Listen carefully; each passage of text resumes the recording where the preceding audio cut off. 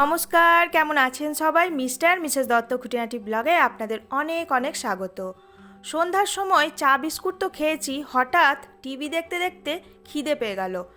আজকে তবে তেলে ভাজা বানাবো না, স্ন্যাক্সে বানাবো হেলদি কোনো রকম একটা রেসিপি, আর ভাবছি সেটাই আপনাদের সঙ্গে শেয়ার করব। Healthy breakfast, healthy lunch, healthy ডিনারও আমরা খাই, কিন্তু হেলদি স্ন্যাক্স বলতে মাথায় কিছুই আসে না। কিন্তু না, আজকে আমি আপনাদের সঙ্গে সেই রকমই হেলদি স্ন্যাক্স রেসিপি শেয়ার করতে চলে এসেছি। ফ্রাই প্যানের মধ্যে অল্প পরিমাণে নুন দিয়ে তার মধ্যে দিয়ে দিয়েছি চীনাবাদাম। ভালো করে চীনাবাদামগুলোকে এইভাবে রোস্ট করে নিচ্ছি।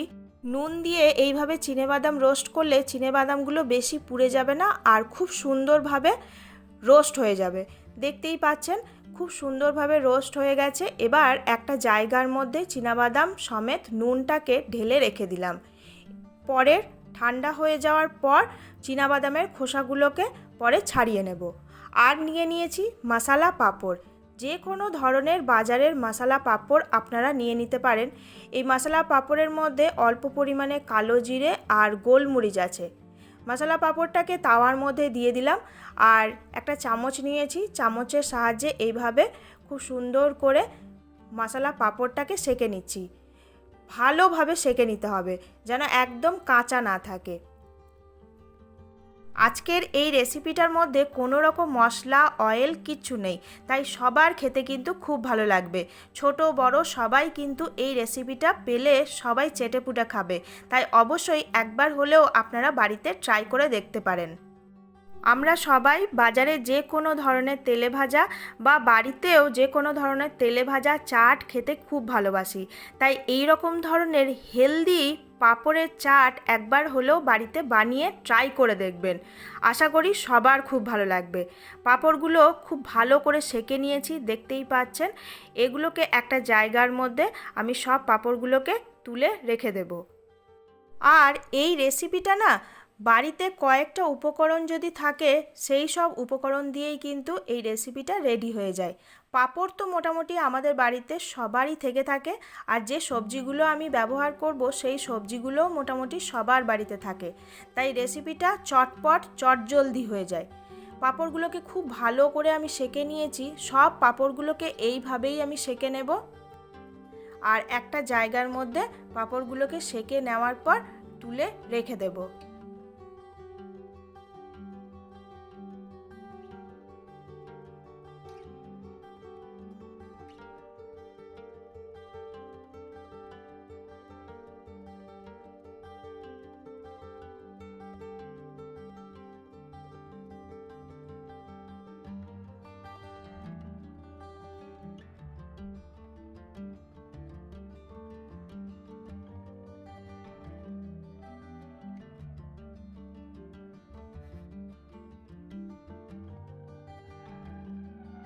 আমি এখানে 4টে পাঁপড় নিয়েছি, 4টে পাঁপড়কেই খুব ভালো করে সেঁকে নিয়ে একটা জায়গার মধ্যে রেখে দিয়েছি।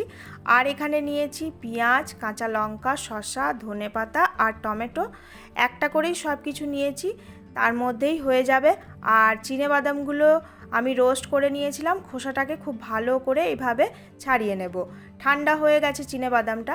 এখানে সব কিছু সবজিগুলোকে আমি চপ করে নিয়েছি, পেঁয়াজ, কাঁচা লঙ্কা, টমেটো, ধনেপাতা, শসা, আর টমেটোর বীজগুলোকে আমি ফেলে দিয়েছি। আর চিনাবাদামটাও আমি খুব সুন্দর করে খোসাটাকে ছাড়িয়ে ফেলে দিয়েছি। আর পাঁপড়টা দেখুন কত সুন্দর রোস্ট হয়ে গেছে আর কত সুন্দর কুড়মুড়ে হয়েছে।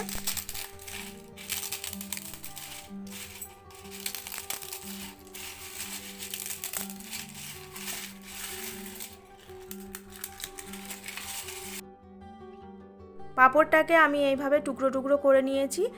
এবার পাঁপড়ের মধ্যে সব একে একে দিতে থাকবো। রোস্টেড চিনাবাদামটা দিয়ে দিলাম, তারপর শসা, কাঁচা লঙ্কা, ধনেপাতা, টমেটো, পেঁয়াজ সব আমি দিয়ে দেবো।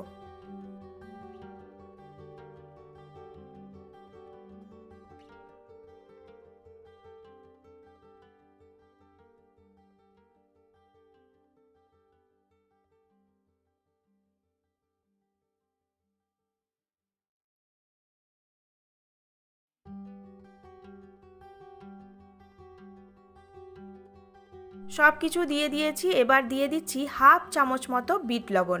বিট লবণ দেওয়ার পর ভালোভাবে মিক্স করে দেবো।